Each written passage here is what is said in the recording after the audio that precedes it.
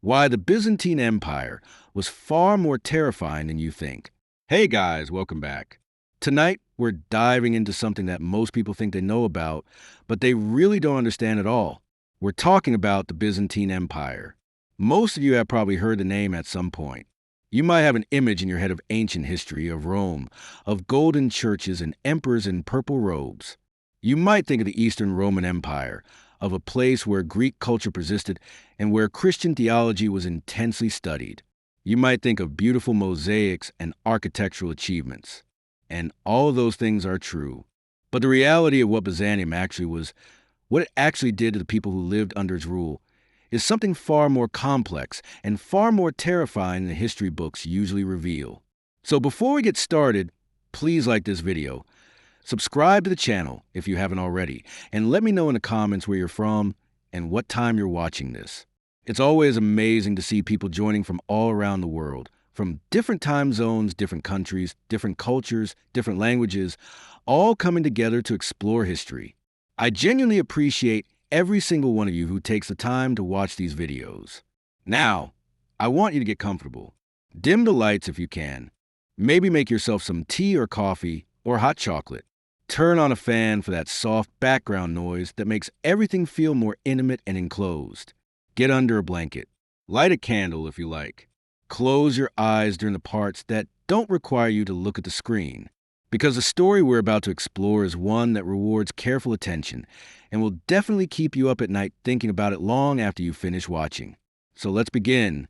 Let's go back in time, back to the year 330 AD, back to a moment that changed the course of human history in ways that are still affecting us today. Please like and subscribe our channel for more videos. The founding. The year was 330 AD. The Roman Empire, the greatest power the world had ever known, was beginning to show signs of age. Rome itself, the ancient capital, was old. It was tired. It carried centuries of baggage, of wars, of civil strife, of political upheaval, of decline. The city had been sacked before by invading armies. It had burned in devastating fires. It had been torn apart by internal conflict and competing claims to power. It was a symbol of the old Rome, and the new emperor, a man named Constantine, wanted to build something new. He wanted something fresh, something that could serve as a capital of a reinvigorated empire, something that would last. So he did something remarkable. He took his vision, his ambition, his resources, and he built a city from scratch. He chose a location that was strategically brilliant, right at the crossroads where Europe and Asia meet, where the Mediterranean connects to the Black Sea through the narrow strait called the Bosporus, a place where trade routes converge from every direction, a place where empires could watch other empires, a place where power could be centralized and projected outward in all directions simultaneously, a place that could be defended. Constantine named the city Constantinople after himself. It was a name that showed enormous ego, but also showed enormous confidence in his vision. And indeed, the city that he built became the greatest city in the world for over 1,000 years. It would last longer than most nations. It would survive more wars than most armies experience. It would produce more cultural achievements than most entire civilizations. It was surrounded by massive walls, triple layers of them in some places, so thick and so high that they seemed almost supernatural to those who looked upon them. The outer walls were thick enough that soldiers could march on top of them in full armor. The walls were reinforced with towers at regular intervals. They had gates that could be closed and defended. Within those walls, the city gleamed with a kind of golden light that seemed to come from within. The Hagia Sophia, the Church of Holy Wisdom, rose with domes so vast and so seemingly impossible that contemporary observers claimed that it floated, suspended by angels rather than by any mechanical means.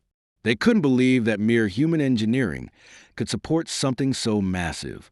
The dome seemed to defy gravity. It seemed to defy physics. It seemed impossible that it was real. The streets were paved with marble that gleamed like ice in the sunlight. The public buildings were covered in gold leaf and precious stones that caught the light and threw it back in stunning displays. The imperial palace was so vast and so intricate that getting lost inside, it was genuinely possible. Visiting ambassadors would describe getting lost in the corridors and halls for hours. The city was a marvel. It was a wonder. It was a testament to what human beings could achieve when they put their minds to it and had access to unlimited resources. And underneath all that beauty, underneath all of those magnificent buildings and impressive walls, was something else entirely. Something darker. Something that would transform the empire from merely a political entity into a machine of control so sophisticated and so complete that it wouldn't be fully replicated until the rise of totalitarian states in the 20th century. The Byzantines invented something new, something that the world hadn't seen before. They invented the modern surveillance state. They invented the secret police. They invented the system of informants and denunciations on a massive scale. They invented the bureaucratic machine that could track and monitor and control an entire population with almost complete efficiency. And they did it 1,000 years before anyone else figured it out. The bureaucracy and surveillance.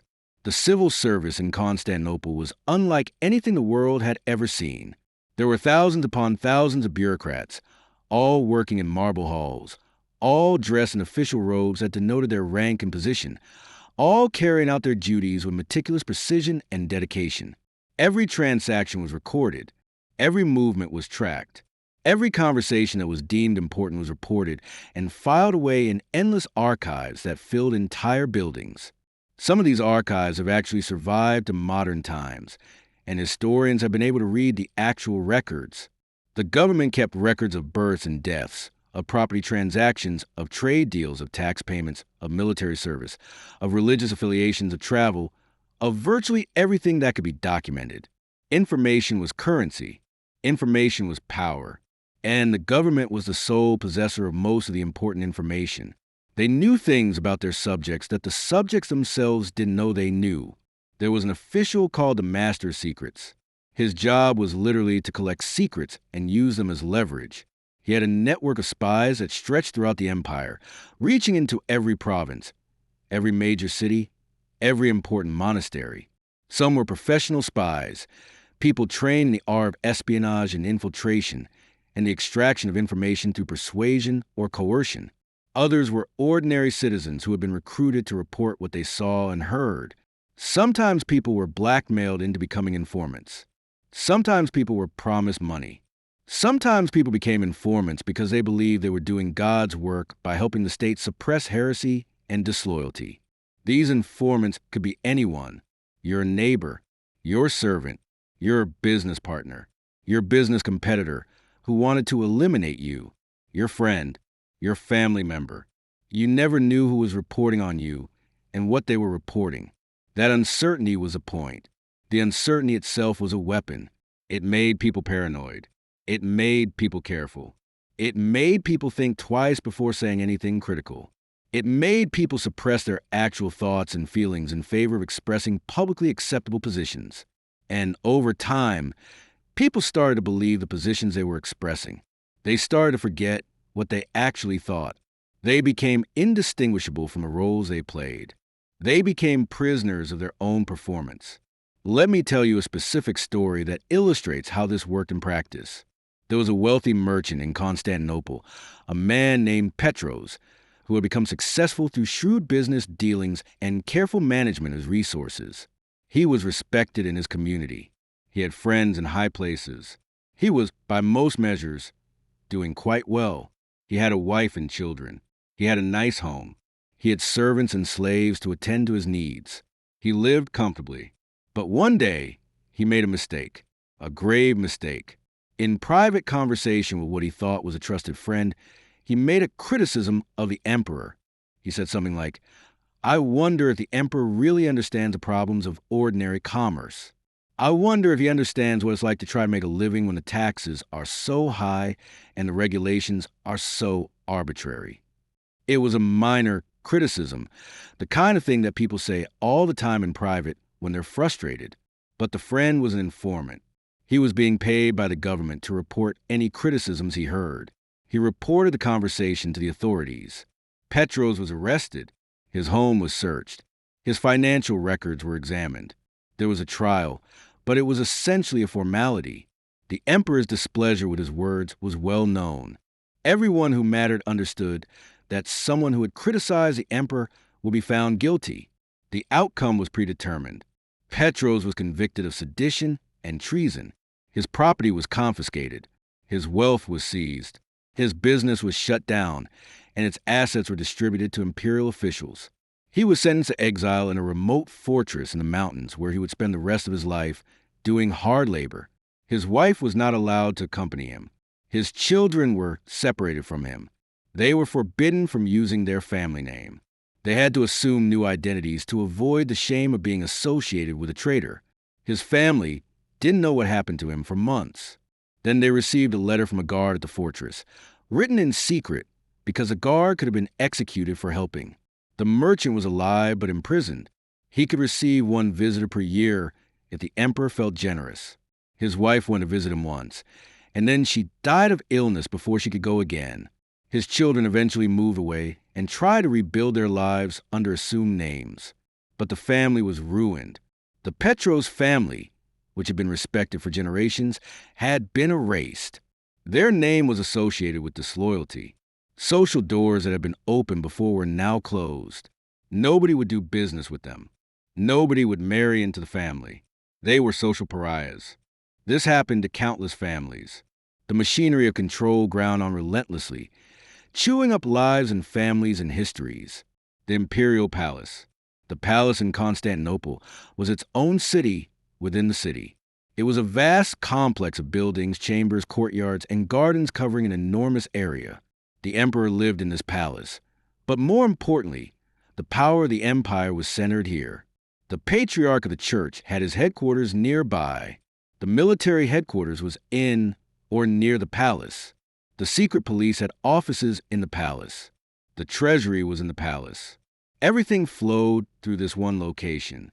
And everything that happened in the palace was intensely political.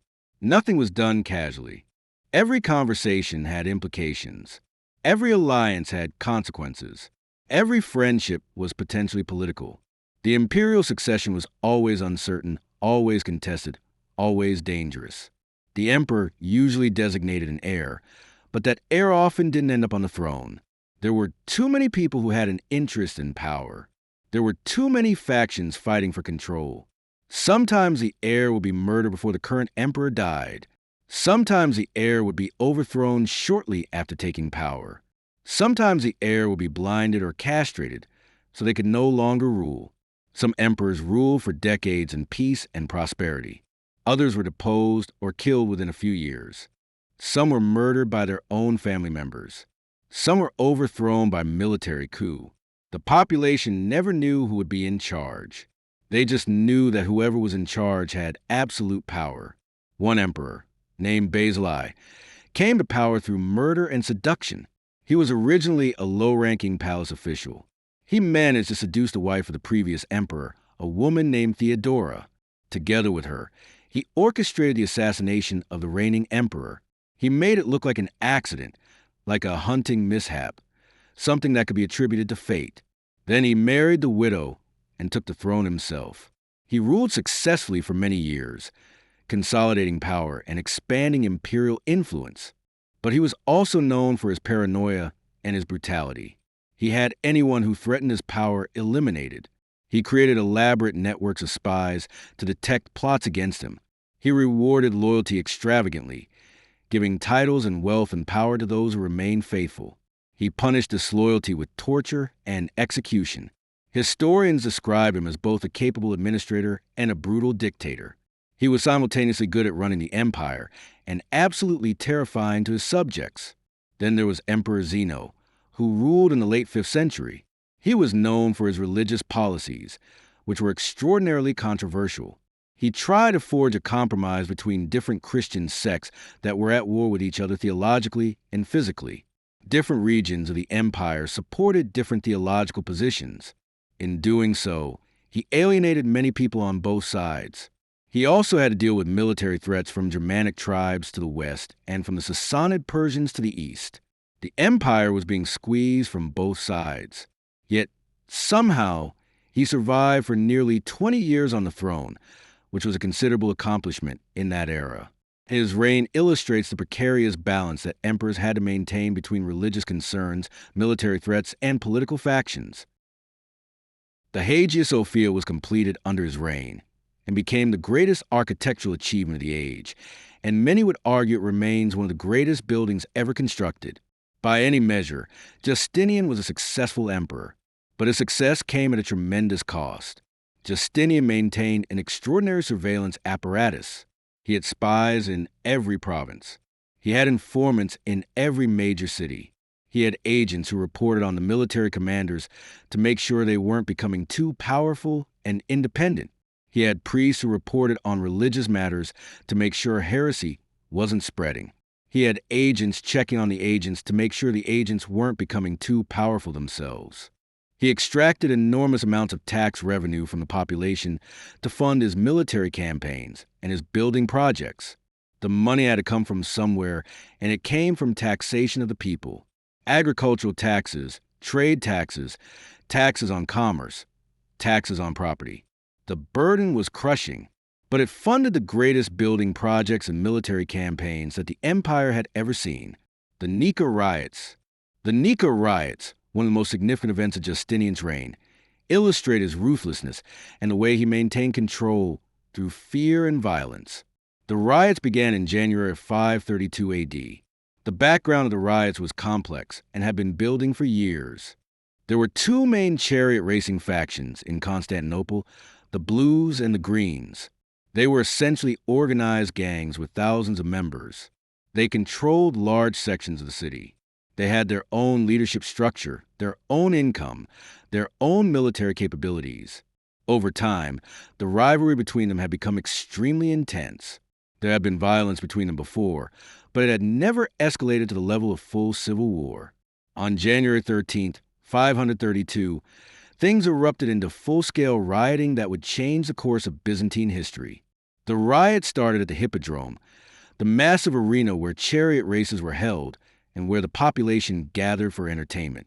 There was a race that day, and tensions were running high. The Blues and the Greens were the two main racing factions, and their fans were violent and passionate. When the race ended in a controversial decision, fans of the losing team erupted in anger. The rioting spread from the Hippodrome into the surrounding streets. Buildings were set on fire. Shops were looted. Government officials were attacked and beaten. The military unit stationed in the city tried to restore order, but there were too many rioters. For a few days, it seemed like the government might actually lose control of the city. The rioting spread throughout Constantinople like a wildfire. Government buildings were attacked. The imperial palace was threatened. He brought in military units from other parts of the empire. He surrounded the areas where the riots were concentrated. He gave explicit orders to eliminate the rioters by any means necessary. What followed was a massacre of staggering proportions. The military moved into the areas where rioters were concentrated and began systematically killing everyone they found. Thousands of people were killed. Some estimates suggest that as many as 30,000 people died. The streets ran with blood. The bodies were piled so high that they had to be removed by cart. The Hippodrome became a charnel house. The military spent days clearing bodies out of streets. When it was finally over, the city fell silent. The population had learned a lesson that they would never forget. Resistance would result in death. Massive, indiscriminate death. Entire families would be killed. Your neighbors would be killed. Your friends would be killed. And so, for the rest of Justinian's reign and for centuries after, the population was remarkably docile. Theodora. The Nika riots also had important consequences for women, and for one woman in particular who would become one of the most important figures in Byzantine history. Among the riot's victims were many prostitutes and slave women who lived in the poorest parts of the city. This was when Theodora, who would become empress and one of the most powerful women in the ancient world, advocated for reforms. They began a relationship which shocked the entire court. How could a man of his status consort with a woman of hers? It violated every social norm and convention. Eventually, they got married, which scandalized Byzantine society. Justinian was breaking the rules. He was marrying someone far beneath his station. Influential people tried to stop him. His family tried to dissuade him, but he was determined. He married her anyway. Shortly thereafter, Justinian's uncle died, and Justinian became emperor. This meant that Theodora, a woman born in poverty, became empress of the most powerful empire in the world. It's one of the greatest rises in history. From prostitute to empress in a single generation. From powerless to potentially one of the most powerful women in the world. But Theodora didn't just coast on Justinian's power. She actually wielded significant political influence. She had her own officials. She had her own network of spies and informants. She made decisions that affected the empire. She advised Justinian on important matters. And she used her power to help women and marginalized people, particularly former prostitutes and women in difficult circumstances. She established housing for women in difficult situations. She reformed laws affecting women, giving them more legal rights than they had previously had. She actually tried to improve their lives. So Theodora was simultaneously a victim of patriarchy and a wielder of extraordinary power. She was both oppressed and an oppressor. She was both humble and arrogant. She contained multitudes of contradictions. She was both compassionate and ruthless. She shows us that people who have been oppressed can themselves become oppressors when they gain power, and yet they can also remain compassionate toward those in similar situations to what they experienced. The machinery of control. Let's talk more about how the surveillance state actually functioned day to day. The key mechanism was the system of informants that I mentioned earlier. The government actively recruited informants throughout the population. Some informants did it for money. The informant system created a culture of paranoia and suspicion that permeated all society.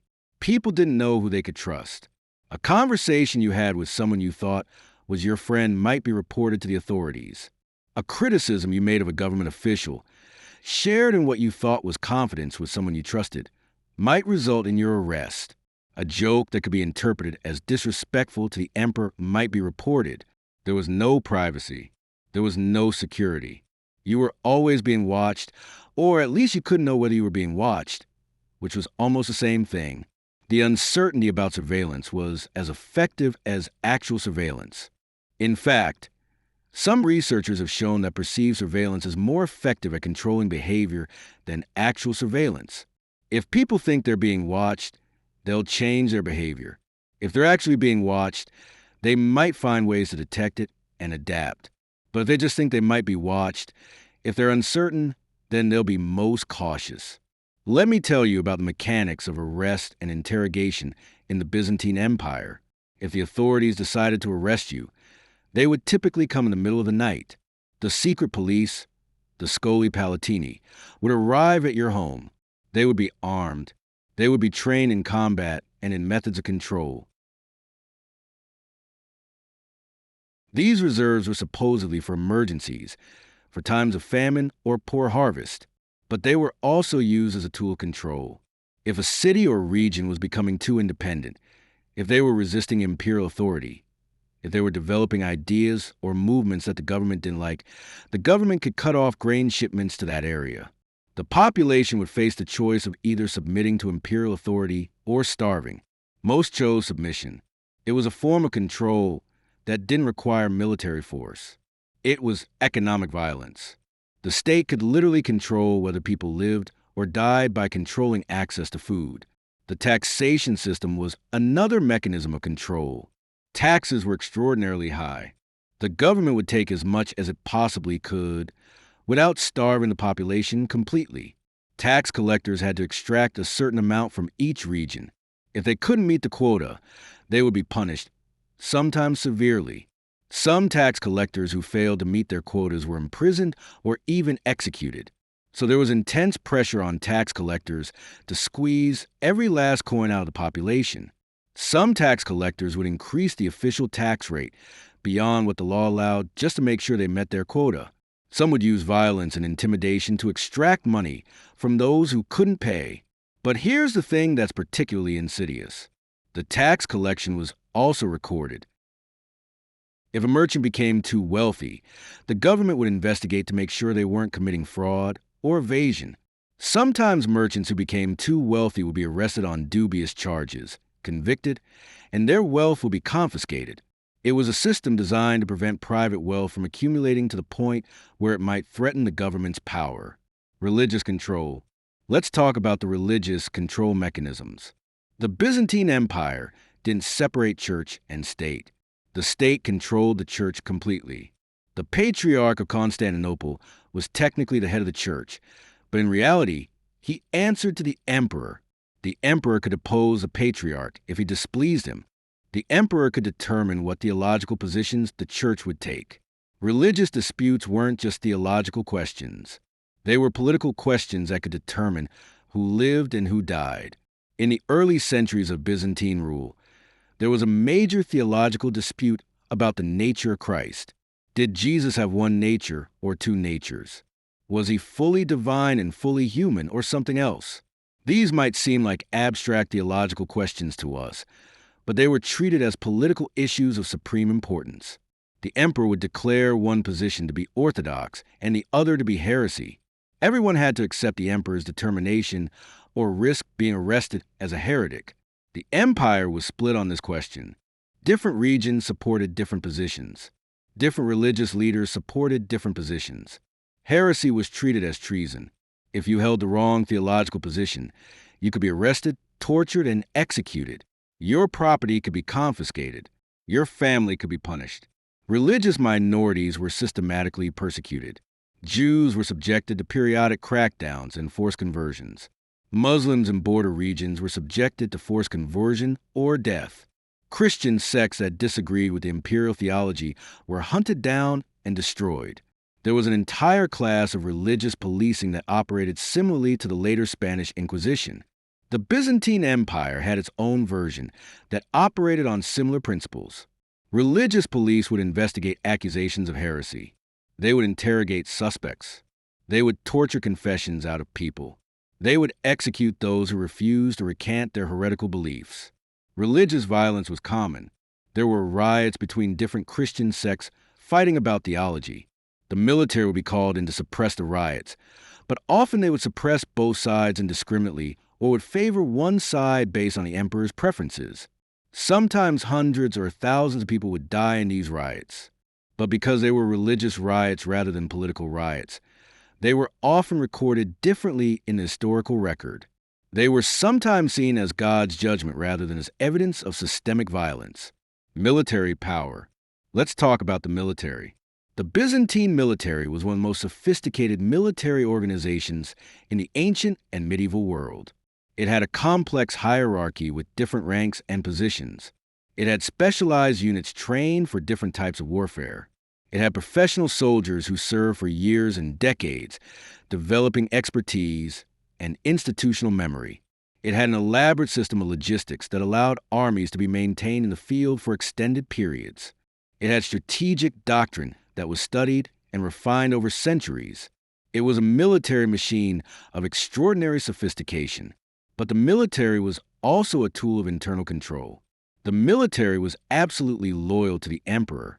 Generals who showed too much independence, who won too many victories and accumulated too much prestige, could be recalled to Constantinople and executed on dubious charges. It happened multiple times. Successful generals were seen as potential threats. Their victories were seen as ways they might accumulate power. Soldiers were trained to follow orders without question. Desertion was punishable by death. Rebellion within the military was brutally suppressed. The military was also used to suppress rebellion among the civilian population. If a city was threatening to rebel, military units could be sent to surround it. If riots broke out, soldiers could be deployed to massacre the rioters. The military was a monopoly on organized violence, and that monopoly was used to maintain the state's power over the population. Let me tell you about the Navy. The Byzantine Navy was extraordinarily powerful and extraordinarily feared throughout the Mediterranean. It controlled the Mediterranean. It protected trade routes. It enforced imperial authority over coastal cities and regions. The Navy was also used for internal control. If a coastal city was becoming too independent, the Navy could blockade it. Trade could be cut off. The city could be attacked from the sea. It was a tool for projecting power and maintaining control. The navy was also used to suppress piracy and unauthorized trade. The Byzantine government was very concerned about merchants conducting business outside of imperial control. Any unauthorized commerce could be attacked and seized. This ensured that the government maintained control over all significant trade and could thus extract taxes and profit from it. Daily life under control. Let's talk about what daily life was actually like for ordinary people in the Byzantine Empire. For most people, life was about survival. You worked enough to provide for your family. You paid your taxes. You avoided attracting the attention of the authorities. You supported the emperor publicly, even if you had doubts privately. You attended church and expressed religious orthodoxy, even if you had questions internally. You stayed quiet. You stayed small. You tried to remain invisible. You learned not to stand out, because standing out could result in arrest or worse. For the small middle class of merchants and craftsmen, life was somewhat better. You could accumulate modest wealth. You could hire servants. You could buy better clothes and better food than common people. You could educate your children. You could have some comfort. But you were still vulnerable to the whims of the government. You knew that your success could be taken away at any time if the government decided that you were a threat, or if the government decided it needed your money to fund some project or military campaign. For the wealthy aristocracy, life was luxurious but perilous. You lived in magnificent homes. You wore fine clothes. You ate the best food. You had servants and slaves to attend to your needs. You had power and influence, but you were in danger constantly. You had to be careful about what you said and did. You had to maintain the favor of the emperor, or you would lose everything. Many wealthy people were arrested, their property confiscated, and they were executed or exiled to remote locations. Their families were scattered. Their names were sometimes struck from the historical record. It was as if they had never existed. Stories and examples. Let me tell you some specific stories about how the system of control functioned in practice. There was a general named Narses who was extraordinarily successful in his military campaigns. He conquered territories for the empire. He defeated enemies that had seemed unbeatable. He brought wealth and prestige to the empire. He accumulated enormous power and prestige because of his military success. And then the emperor became jealous. The emperor decided that Narses was becoming too powerful, too independent. So Narses was recalled to Constantinople and essentially exiled. Rather than engage in intellectual debate, rather than allow the theological discussion to proceed naturally, the emperor had him arrested. John was tortured. He was forced to recant his positions. His writings were burned. He was exiled to a monastery where he spent the rest of his life. His ideas had to be suppressed because they threatened the emperor's authority over religious matters. There was an actress named Bergame who became too popular with the crowds. Her performances were drawing huge audiences. The emperor became worried that her popularity might translate into political influence, that people might listen to her more than they listened to official propaganda. She was arrested on charges of sedition and treason. The empire lost territory to invading armies. There was economic stagnation and decline. Trade routes changed. New powers arose. The system of control that had worked for so long became harder and harder to maintain as resources dwindled. By the late medieval period, the empire had shrunk to almost nothing. The territory was reduced to essentially just the city of Constantinople and a few surrounding areas. The population of the city had declined dramatically from its medieval peak. The magnificent buildings were crumbling. The walls, those legendary walls that had stood for over 1,000 years, were beginning to show their age. The people who maintained them were fewer in number. Resources for maintenance were scarce. In 1453, the Ottoman Empire attacked Constantinople. The walls were breached after weeks of bombardment. The military units tried to defend the city, but they were overwhelmed. The emperor, Constantine XI, died fighting on the walls. The city fell. The empire ended not with a bang, but with the whimper of exhausted defenders. But here's something fascinating. The population of Constantinople didn't fight desperately to defend their city. The resistance was relatively quick. Historians have theorized that after 1,000 years of living under a system control so complete that rebellion was unthinkable, the population couldn't bring itself to resist effectively.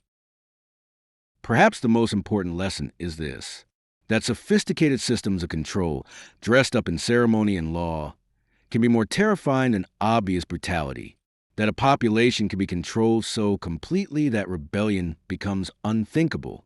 That the surveillance state is not a modern invention. It's something that has existed before, and it worked. It worked so well that an entire population accepted it without question for over 1,000 years. Generations lived and died under the system. Parents taught their children to obey the system. The system became as natural as breathing. People couldn't imagine any other way of living. Another lesson is that power that isn't checked tends to expand. If an emperor has the ability to arrest people without trial, he will eventually use that ability. If the state has the ability to confiscate property, it will eventually use that ability. If the military has the ability to suppress riots, it will eventually suppress even justified protests. Power expands to fill the space available to it. And the only thing that can check that expansion is either an external threat or an internal check, like laws that actually limit the powerful, like institutions that have independence from the state, like a population that is willing to resist. Byzantium didn't have those checks. The emperor had nearly absolute power. The church was subordinate to the emperor. The military answered to the emperor. The population had been broken by fear and surveillance.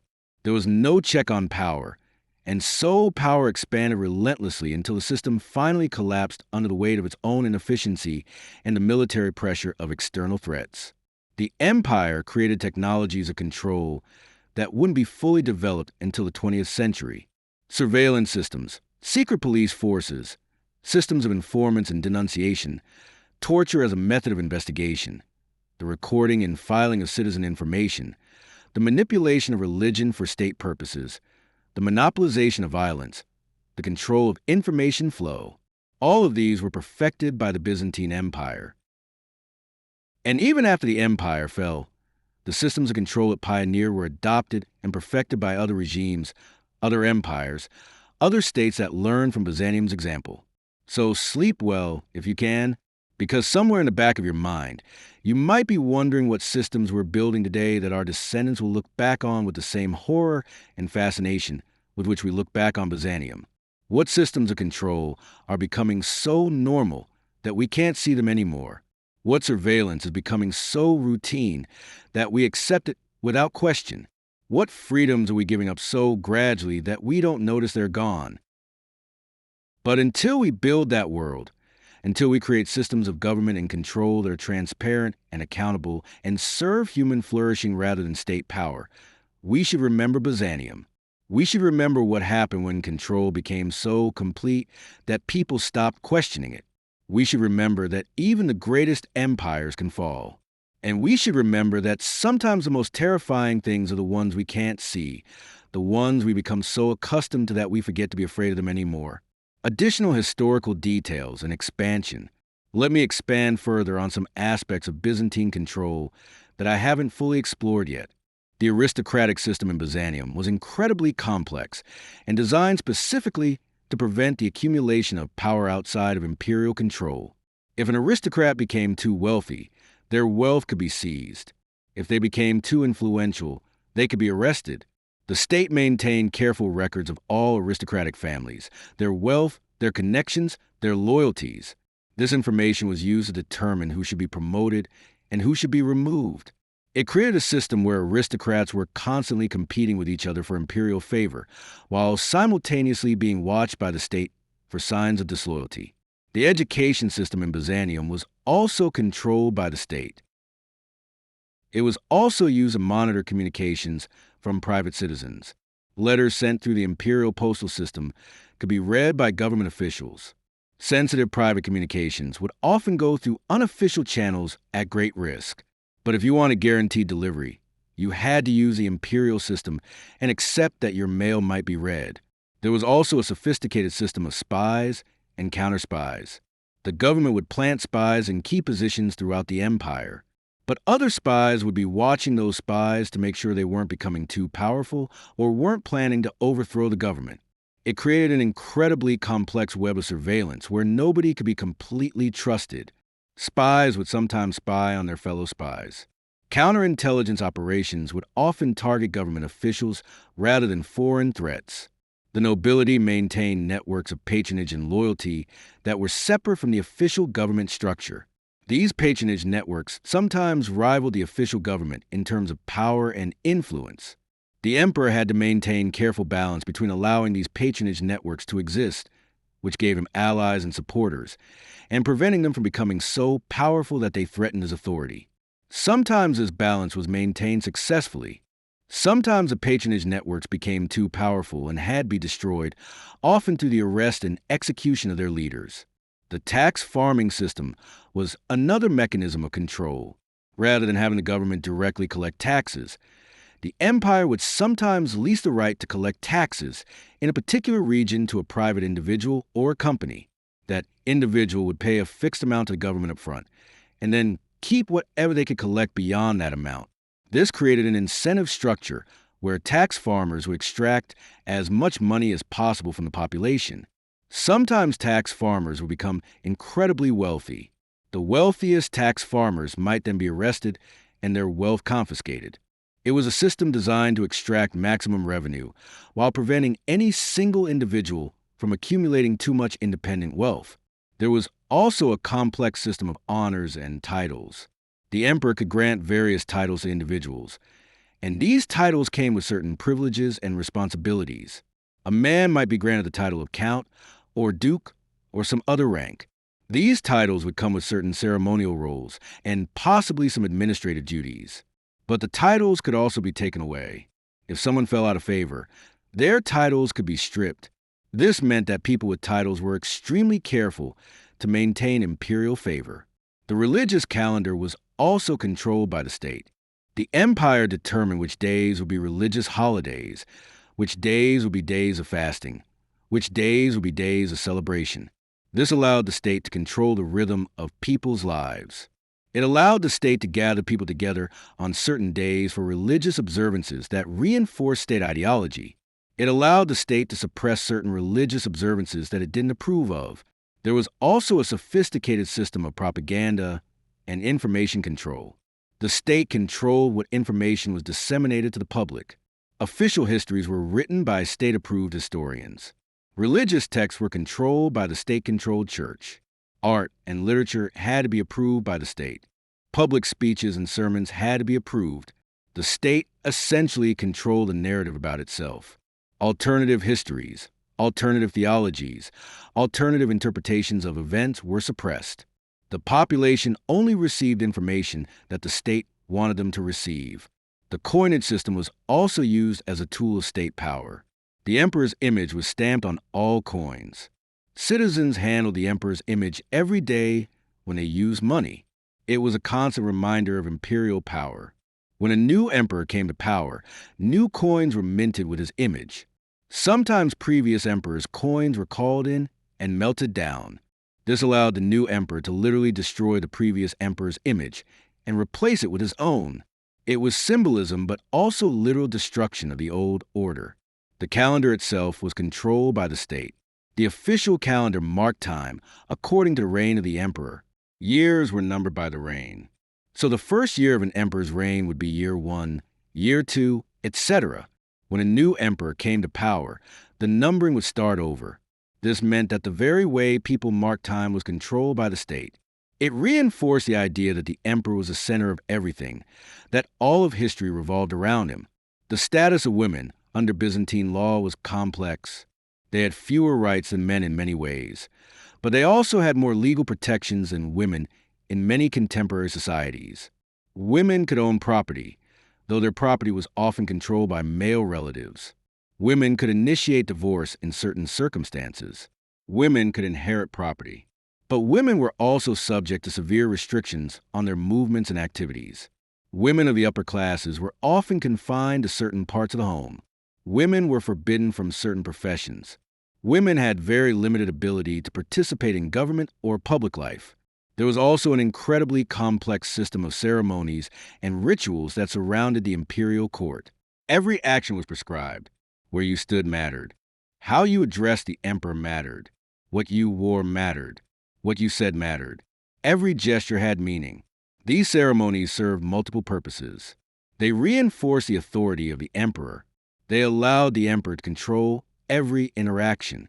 They created an elaborate theater where everyone played assigned roles. The ceremonies also served to exclude those who didn't know the proper forms and procedures. Only those educated in court protocol could navigate these ceremonies successfully. This meant that the emperor could exclude people from power simply by ensuring they weren't trained in the proper court procedures. Specific mechanisms of fear and terror. Let me talk more specifically about how fear was used as a tool of control. One mechanism was the use of arbitrary punishment. You couldn't predict what would result in punishment. Breaking a small law might result in a warning. Breaking the same law at a different time might result in execution. Someone else breaking the same law might face no consequences at all. This unpredictability meant that people couldn't develop strategies for safely breaking rules or circumventing laws. They had to assume that any violation could result in severe punishment. People became extremely risk-averse. They followed every rule, no matter how arbitrary, because they couldn't predict the consequences of breaking them. Another mechanism was the use of collective punishment. If one member of a family was accused of disloyalty, the entire family might be punished. If one citizen in a city was accused of sedition, the entire city might suffer consequences. This created pressure on communities to police themselves. Families would pressure their members to remain loyal because disloyalty by one family member could result in the entire family being punished. Communities would pressure dissidents to conform because dissent by one person could result in the entire community being punished. The state essentially turned communities into enforcement mechanisms, using the natural bonds of family and community loyalty against any potential dissent. There was also the use of public displays of punishment. Executions were public events. People were executed in visible locations where the population could witness them. Sometimes the bodies of executed people were displayed for days or weeks as a warning to others. This served multiple purposes. It showed what happened to those who opposed the state. It created fear in the population. It served as a form of intimidation. It also served a propaganda purpose, allowing the state to control the narrative about why someone was executed. The creation of scapegoats was another mechanism. When something went wrong, when there was a military defeat or an economic problem, the state needed someone to blame. It would identify a scapegoat and blame them for problems. That scapegoat would be arrested, convicted, and often executed. The public would be satisfied that the problem had been addressed. The real causes of the problems would remain unexamined. The scapegoating would repeat. The clergy and religious enforcement. The clergy served as agents of state control. Priests were required to report on their congregants. If someone expressed heresy, the priest was expected to report them to the authorities. If someone expressed disloyalty to the emperor, the priest was expected to report them. The confession, which was supposed to be a private conversation between a person and a priest for the purpose of spiritual guidance, became a tool of state surveillance. People confessing sins had to assume that those confessions might be reported to the authorities. This violated the religious principle of the sanctity of confession, but the state cared more about information gathering than it cared about religious principles. The selection of clergy was also controlled by the state. Higher positions in the church were often filled by people appointed by the emperor.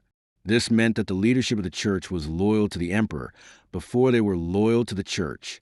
The clergy became part of the apparatus of state control, rather than an independent institution that could serve as a check on state power. Religious education was used to teach obedience to the state. Theology was taught in a way that emphasized obedience to authority. Religious texts were interpreted to suggest that the emperor was chosen by God, and that resistance to the emperor was resistance to God's will. The 10 Commandments were taught with particular emphasis on honor thy father and mother, which was extended to mean respect and obedience to the emperor as the father figure of the state. Economic structures of control. The guild system in Byzantium was incredibly important for controlling economic activity. Every craftsman had to belong to a guild. Every merchant had to belong to a guild. The guild were controlled by the state. The state determined who could join a guild. The state determined what prices guilds could charge. The state determined what qualities standards guilds had to meet. The state could shut down a guild if it displeased the state. The guild system meant that nobody could engage in commerce or craft without state permission and state oversight. The guilds provided a mechanism for controlling who engaged in economic activity and what that activity was. The state also controlled major industries. The production of silk, for instance, was a state monopoly. Only the state could produce silk. Silk was incredibly valuable, and the state wanted to control that valuable resource. Private silk production was forbidden. Anyone caught producing silk illegally could be executed. The state used the silk monopoly to generate enormous revenue and also to control a key resource that could be used for diplomacy and as gifts to cement political relationships. The banking system was also controlled by the state. Wealthy individuals could act as bankers, lending money and charging interest, but their activities were strictly regulated. The state could seize bankers' assets if they became too wealthy or if they displeased the state. Bankers had to be careful not to accumulate too much wealth or power. Some bankers became extraordinarily wealthy, but they lived in constant danger of being arrested and having everything confiscated. Military organization and control. The military structure was designed to prevent any general from accumulating too much power. Generals had fixed terms of service. After a certain amount of time, a general would be relieved of command. Successful generals would be recalled to Constantinople. This prevented them from building loyalty among their troops that might exceed their loyalty to the emperor. It prevented them from developing independent power bases. It prevented them from using military victories to build political power. The military was organized so that loyalty to the emperor exceeded loyalty to any particular commander. The military was also organized into multiple corps with overlapping responsibilities. Different generals might have command over different aspects of the military in the same region. This created redundancy and also created a system where they would have to report on each other. Generals couldn't unilaterally make decisions because they had to coordinate with other commanders who had overlapping authority. It made military operations more complicated and less efficient, but it served the purpose of preventing any general from accumulating too much power. The logistics and supply system was also controlled by the state. Supplies were issued by the central government. Generals couldn't requisition what they needed locally without authorization. This meant that generals were dependent on the central government for their supplies. If a general displeased the emperor, supplies could be cut off. This was another mechanism for maintaining control over military commanders. The fall and aftermath. The final days of the Byzantine Empire are particularly interesting because they show how complete the system of control had become. When the Ottomans attacked Constantinople in 1453, the city had a population of perhaps 50,000 to 100,000. The military forces available to defend the city were minimal, perhaps 5,000 to 7,000 soldiers. The walls of the city were damaged in places and required constant repair. The population was poor. The government had insufficient resources to adequately defend the city. When the Ottomans began their assault, the population didn't rise up en masse to defend their city.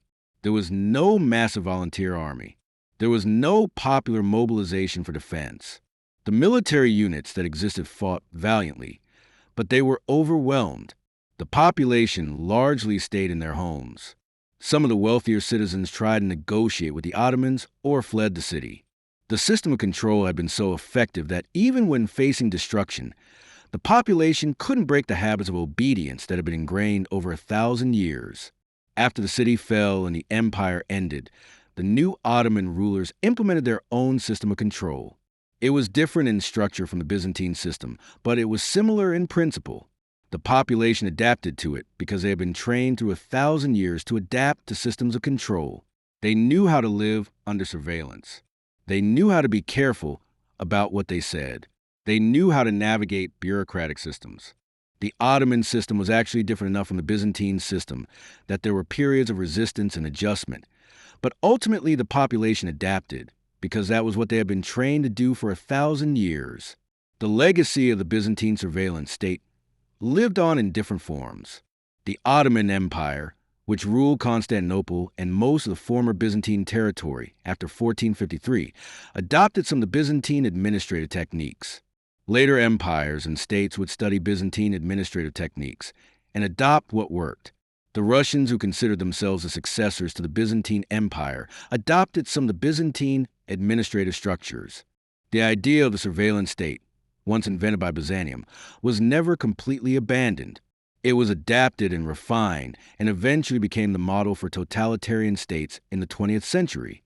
Final reflections. When I look at the Byzantine Empire, I see a civilization that achieved remarkable heights in art, architecture, philosophy, and law. The Hagia Sophia is one of the most remarkable buildings ever constructed. The mosaics and artwork that survive from Byzantine periods are extraordinarily beautiful. Byzantine philosophers made significant contributions to Western philosophy and theology. The Justinian Code formed the basis for legal systems that still exist. The Byzantine Empire preserved much of classical learning during periods when classical texts were being lost in Western Europe. But alongside all of these achievements was a system of control so complete that it essentially eliminated human freedom. For over 1,000 years, people couldn't think freely. They couldn't speak freely. They couldn't move freely. They couldn't accumulate wealth freely. They couldn't develop relationships freely. Every aspect of their lives was subject to state monitoring and state control. This contradiction is important. We often think of freedom and civilization as going together, as if a more advanced civilization automatically means more freedom. It included information about the proper ceremonies for receiving ambassadors, the proper procedures for making decisions, the proper ranks and titles for officials. It was essentially a manual for running the empire according to the imperial vision. Every official was expected to know and follow these procedures. Deviation from the procedures could result in punishment. The procedures themselves served to centralize power and ensure that the emperor's will was carried out. In the 11th century, there was a period of intense conflict between the military aristocracy and the civil bureaucracy. The military aristocracy wanted more power and autonomy. The civil bureaucracy wanted to maintain centralized control.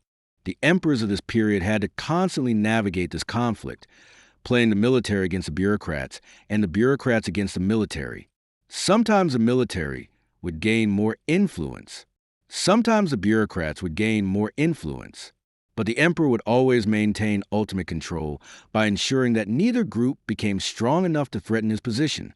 There was also a phenomenon called a theme system in certain periods of Byzantine history. Under this system, the empire was divided into administrative districts called themes. Each theme had a military commander who was also responsible for civil administration.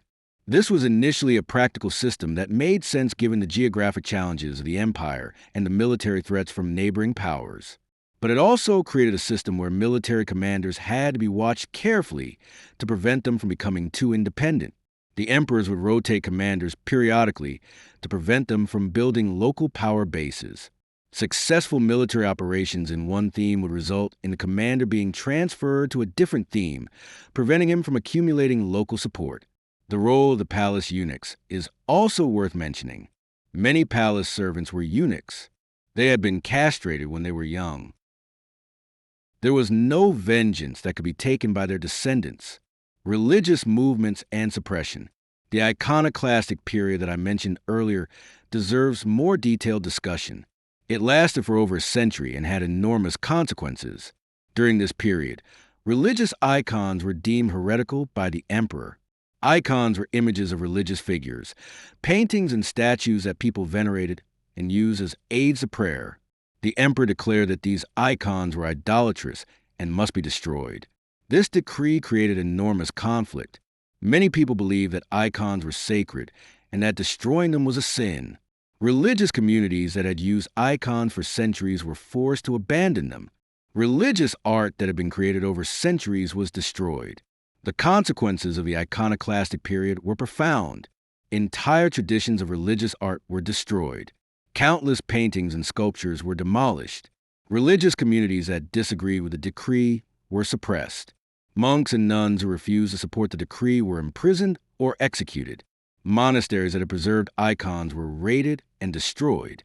Families were torn apart because some members supported the decree and others opposed it. Eventually, another emperor reversed this decision. Icons were declared acceptable again. The religious communities that had been suppressed were allowed to practice openly again, but the damage had been done. Hundreds of thousands of religious artworks had been destroyed. Religious traditions had been disrupted. The faith of many people had been shaken by the fact that the emperor could declare something holy and then declare it unholy, and then declare it holy again. Urban life and daily surveillance.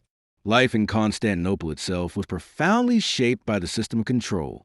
The city had a sophisticated water system that brought fresh water from sources outside the city. The distribution of water was controlled by the state. If you wanted to use water from the system, you had to register and pay a fee. Your water usage was monitored. This gave the state another mechanism for tracking who lived where and how much wealth they had. The public baths were spaces where people naturally gathered and socialized, but these public spaces were monitored. Informants would be present in the baths. Conversations would be overheard and reported.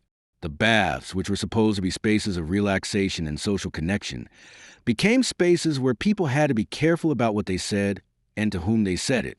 The markets were similar spaces. Markets were essential for commerce and for social connection. But markets were also monitored spaces. Market inspectors would monitor prices to ensure they complied with state regulations. Informants would move through the markets listening for seditious speech or heretical comments. Many brilliant minds were forced to conform to orthodox positions or face persecution. Some scholars were exiled for their ideas. Some had their works burned.